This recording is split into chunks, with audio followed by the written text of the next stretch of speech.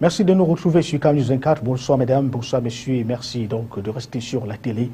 La télé au cœur de l'information en continu. Activité gouvernementale, les ministres parlent des différentes actions menées sur le terrain en vue de l'épanouissement des populations. Et c'était au cours d'un conseil de cabinet qui a eu lieu à la primature cette semaine à Yaoundé sous la houlette du Premier ministre Yan Filemon. À travers des exposés, l'on s'est fait une idée sur l'exécution des directives prescrites lors des rencontres précédentes. Elles visaient alors l'élaboration des documents de planification et de mise en œuvre d'opérations de rénovation urbaine. Ministère de l'Éducation de base, c'est le temps de la rentrée et l'on parle ici de l'éradication de la corruption en milieu scolaire. C'est dans cette optique normalement que s'est donc déroulé, que sont retrouvés les responsables du ministère de l'Éducation de base, les directeurs d'écoles primaires et publiques du Nord, ce jour dans le cadre de la sectorielle en vue d'une rentrée scolaire sans corruption. On parle ici des initiatives à résultats rapides. Voilà pour le sommaire, les détails, à tout de suite.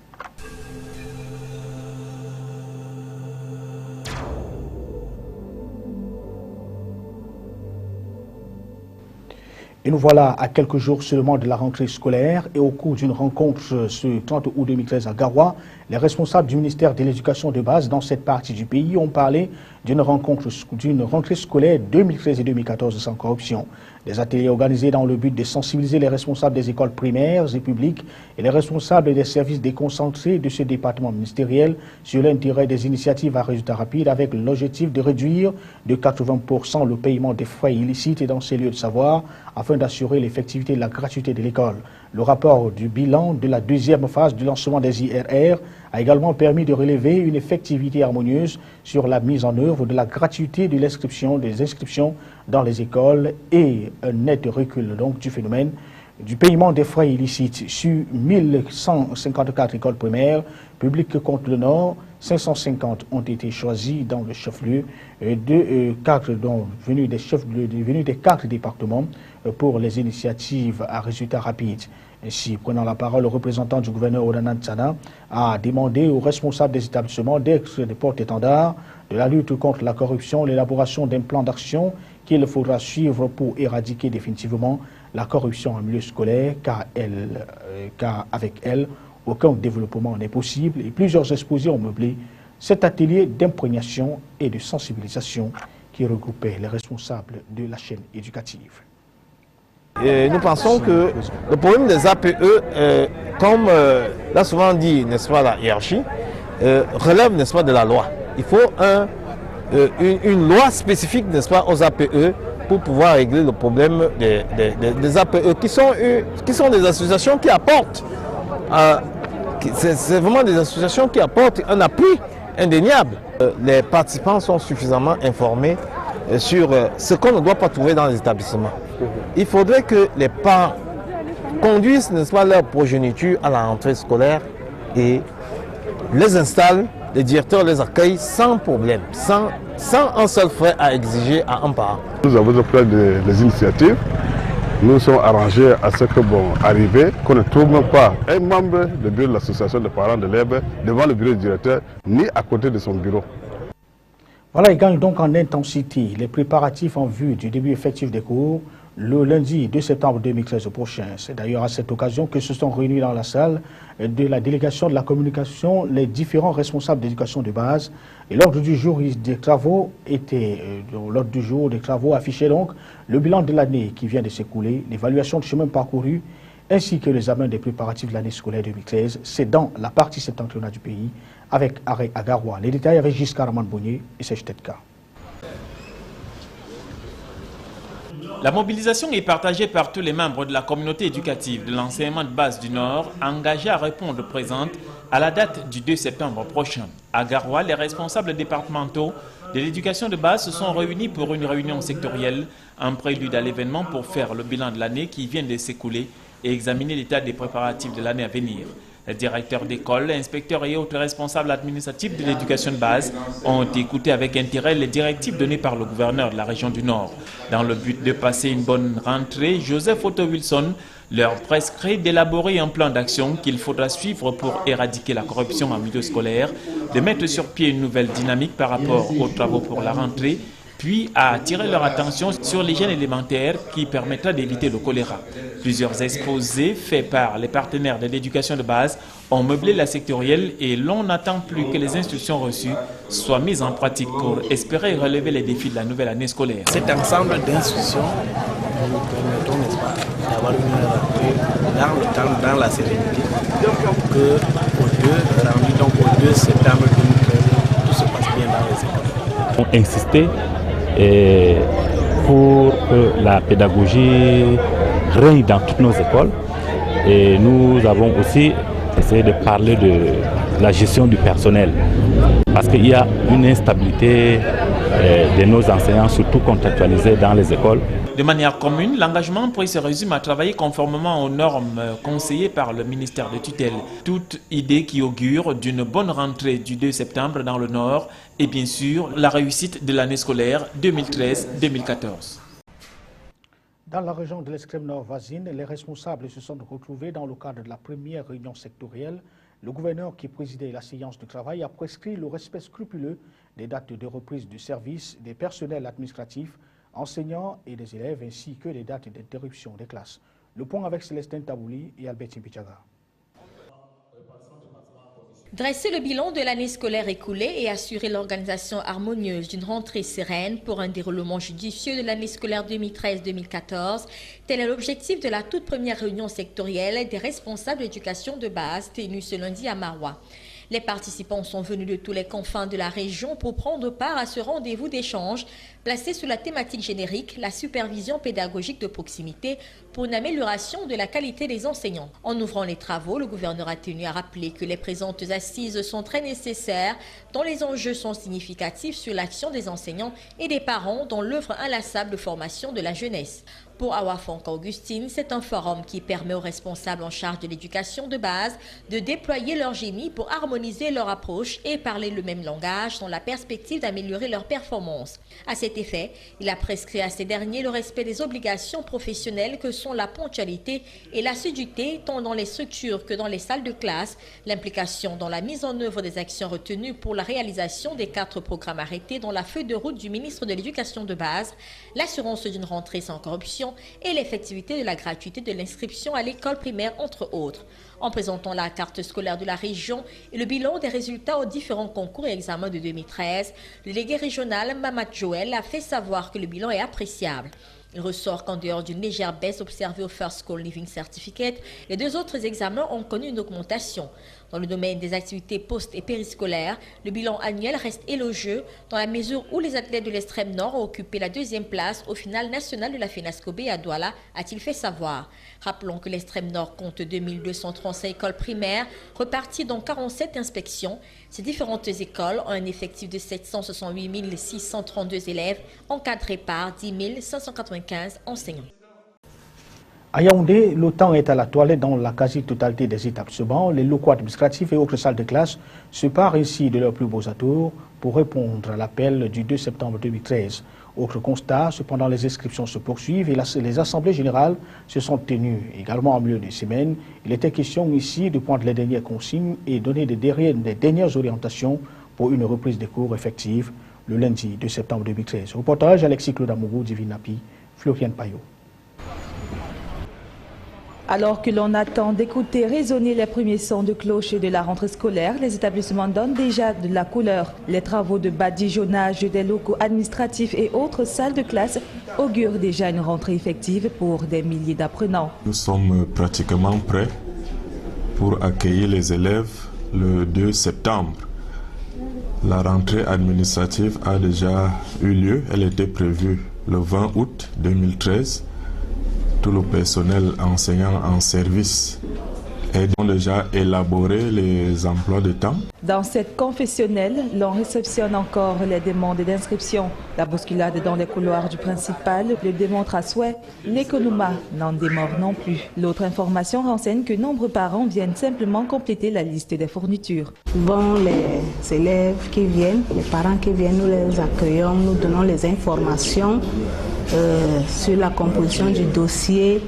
Bon, et les inscriptions même prendront effet dès la rentrée, parce que maintenant nous sommes là pour donner surtout des renseignements aux parents. Contrairement aux établissements publics où c'est en ce 26 août 2013 que le corps enseignant renoue avec le chemin de l'école, dans le secteur confessionnel, les responsables sont en poste depuis le 20 août dernier. Ici, tout est fin prêt pour accueillir les 3000 élèves déjà inscrits. Emploi du temps, sélection et répartition des enseignements, commande du matériel didactique, équipement des bureaux ne sont plus d'actualité. Seuls les chercheurs du savoir restent attendus. Tout est prêt, tout est déjà prêt. Il y a déjà les emplois du temps. Les professeurs même déjà récupéré les emplois du temps.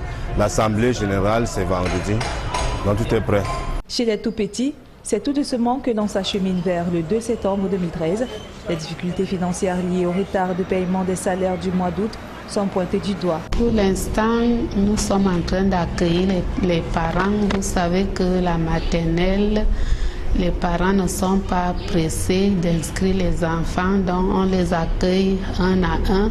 C'est surtout les renseignements qu'ils sont encore en train de prendre. Déjà pour une rentrée effective et une année sans grand heurt, la retrouvaille entre l'administration et le corps enseignant est prévue pour le 29 août 2013 dans nombre d'établissements. Dans la capitale économique du pays, à Douala, nombre d'enseignants et personnels administratifs ont pris pied dans leur lieu de savoir pour ce qu'il a été convenu d'appeler ici la rentrée du personnel administratif.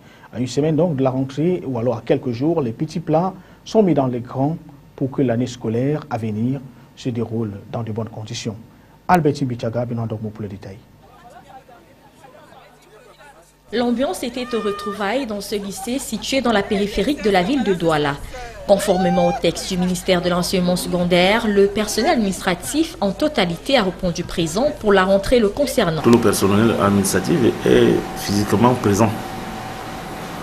Nous avons procédé à la lecture de la circulaire de M. le ministre portant organisation de la rentrée scolaire. La séance de travail aura également été le lieu de définir les contours de ce qui sera le contenu de la semaine précédant la rentrée à proprement parler. Les deuxième instructions étaient adressées aux censeurs qui, eux, doivent parfaire le service des professeurs. Que ces emplois de temps, je dois les signer. Même son de cloche dans ce collège privé laïque de la place.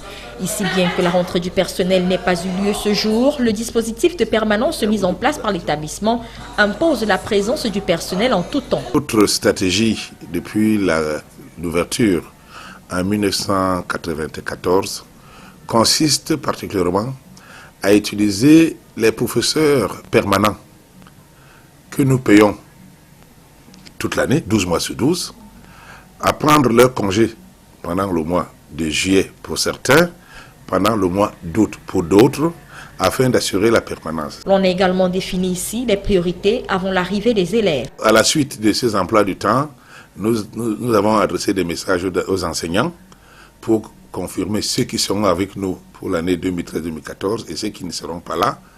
En attendant donc le 2 septembre prochain, les salles de classe et bien sûr les enceintes et l'établissement font peau neuve pour que tout soit fin prêt pour une rentrée scolaire agréable lundi prochain.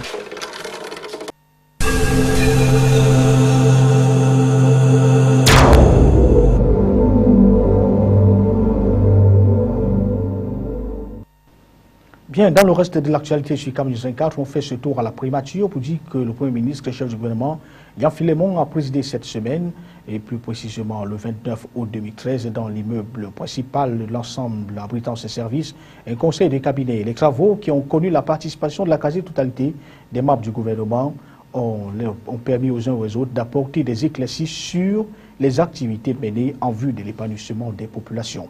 Les détails avec Serge Teka et Jean-Pierre Bitongo. 3 points étaient inscrits à l'ordre du jour. D'un, l'exposé du ministre Laurent Serge Etundingwa des petites et moyennes entreprises, de l'économie sociale et de l'artisanat sur la politique gouvernementale de migration des entreprises du secteur informel vers l'économie formelle. Ensuite, le compte rendu du ministre Jean-Claude Mboenchou de l'habitat et du développement urbain sur l'exécution des directives prescrites lors du conseil de cabinet du 30 mars 2010 visant l'élaboration des documents de planification urbaine et la mise en œuvre d'opérations de rénovation urbaine. Et enfin, le point d'information d'Abou Sadou, chargé des marchés publics, sur les aménagements apportés au système des marchés publics par le décret numéro 13/271 du 5 août 2013, modifiant et complétant certaines dispositions du décret numéro 12/074 du 8 mars 2012 portant création, organisation et fonctionnement des commissions de passation des marchés publics. Aïtou Ndingwa, le chef du gouvernement, lui a demandé d'accélérer la construction et la mise en service des villages artisanaux. Il lui a également prescrit de fixer annuellement à ses services compétents des objectifs chiffrés de migration effective d'opérateurs vers l'économie formelle. Après avoir pris acte du rapport présenté par Jean-Claude Pointou, le Premier ministre lui a recommandé de poursuivre et de renforcer la diffusion de la culture de planification urbaine, gage de l'aménagement de villes modernes et fonctionnelles. Pour ce qui est des marchés publics, Philemon Yang Yundi demande à tous les maîtres d'ouvrage de s'approprier et mettre en œuvre ces nouvelles dispositions du système de commande publique, en vue notamment d'accroître le niveau des investissements publics destinés à répondre aux besoins des populations. Parlons maintenant du Forum national sur la gouvernance de l'Internet. Le Cameroun prépare la guerre contre la cybercriminalité. Les travaux de la première édition se sont tenus cette semaine à Yaoundé sur le thème « Internet, levier de développement économique et social ». Pendant 3 jours, les participants issus des administrations publiques, privées et de la société civile ont débattu sur les avantages et les embûches qu'offre le cyberespace. Compte rendu, Salmon Foué, Marcel Vandoabin, Bintou Akoum pour le récit. C'est le palais des congrès de Yaoundé qui sert de cadre à ces échanges dont l'ouverture a été présidée par Pierre Captué, l'inspecteur général des services chargés des questions techniques au ministère des Postes et Télécommunications. L'objectif majeur en cette année 2013 est de sensibiliser les usagers sur les opportunités et les dérives de la toile mondiale, devenue au fil des années un facteur déterminant de développement humain et un formidable outil de croissance économique. Ce moyen d'information et de communication présente de nombreux risques qui exposent les internautes à des dangers, à savoir l'escroquerie, l'arnaque, les déviances immorales, du cyberterrorisme, entre autres. Pour renforcer ce dispositif, les participants aux assises de Yaoundé débattent sur les aspects réglementaires et le paysage des technologies de l'information et de la communication au Cameroun, la sécurisation des réseaux, l'enjeu de la cybercriminalité et les méthodes de lutte à déployer contre ce fléau. Au niveau du Cameroun, le gouvernement a mis en place un certain nombre d'initiatives telles que la PKI, Public Key Infrastructure à clé publique, qui vise à sécuriser les transactions électroniques afin d'instaurer un climat de confiance dans les transactions électroniques. Il y a aussi les centres d'alerte et de réponse aux incidents cybernétiques logés à l'antique qui surveillent les ressources critiques de l'Internet en temps réel. Au Cameroun, plusieurs initiatives importantes entreprises pour sécuriser le cyberespace sont la promulgation en 2010 de la loi relative à la cybercriminalité, suivie de la prise de ses principaux textes d'application et par extension de la mise en place au sein de l'Agence nationale des technologies de l'information et de la communication d'un centre d'alerte et de réponse aux incidents cybernétiques, puis d'un centre d'infrastructure à clé publique. Au bas de cette page nationale, on parle de l'entretien des services publics avec l'ACDIC, entendez l'Association citoyenne pour la défense des intérêts collectifs, qui a publié son 2e rapport cette semaine à Yaoundé. Le document présenté à la presse met ici en exergue les changements et dysfonctionnements observés dans le fonctionnement des administrations publiques après la publication du premier rapport au mois d'octobre 2012 et à l'issue duquel plusieurs critères d'évaluation avaient été élaborés pour noter les performances et contre-performances des ministères. En un mot, il est question ici de voir comment se présentent les départements ministériels, le cadre d'accueil et de travail des membres du gouvernement. Le point avec Florian Payot, Alexis Claude Amougou et Divina Pi pour le récit. Le rapport qui arrive 6 mois après laisse entrevoir quelques améliorations, mais aussi des goulots d'étranglement, si bien que l'ACDIC promet d'accentuer le plaidoyer dont la finalité est de garantir un service public de qualité aux usagers avec un focus sur un meilleur entretien du patrimoine public par les chefs de département ministériels. Parmi les problèmes rencontrés, les 50 enquêteurs commis à la collecte des données relèvent l'inaccessibilité des bâtiments aux personnes handicapées, le mauvais entretien externe et interne des bâtiments, ainsi que la qualité des services offerts aux usagers figurent en bonne place sur la dizaine de critères énumérés dans les 2610 fiches administrées aux enquêteurs. Au registre des performances, certains membres du gouvernement ouverts à la critique ont corrigé les erreurs du passé. 6 ministères ont d'ailleurs renouvelé leurs plaques indicatives.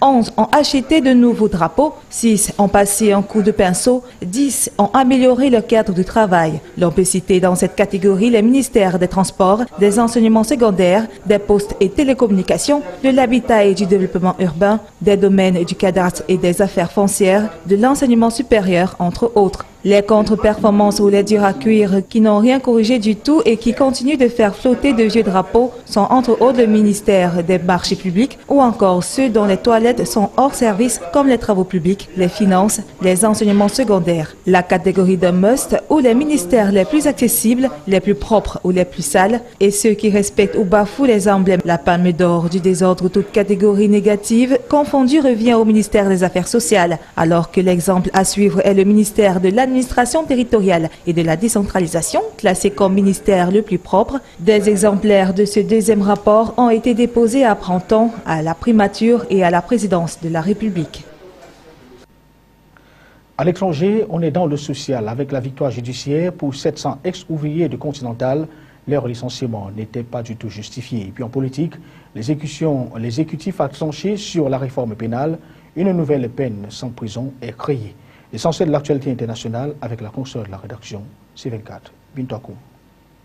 Une victoire, mais une victoire amère. Près de 700 ouvriers licenciés en 2010 de l'usine de pneus Continental de Claireroy dans l'Oise ont obtenu gain de cause devant le Conseil de prud'homme. Leur licenciement n'avait pas de motif économique. Ils vont donc être indemnisés. Un succès judiciaire qui pourra servir dans d'autres cas, mais les ex-contis ne vont pas pour autant retrouver leur travail, a déploré leur avocat Fredo Riloff.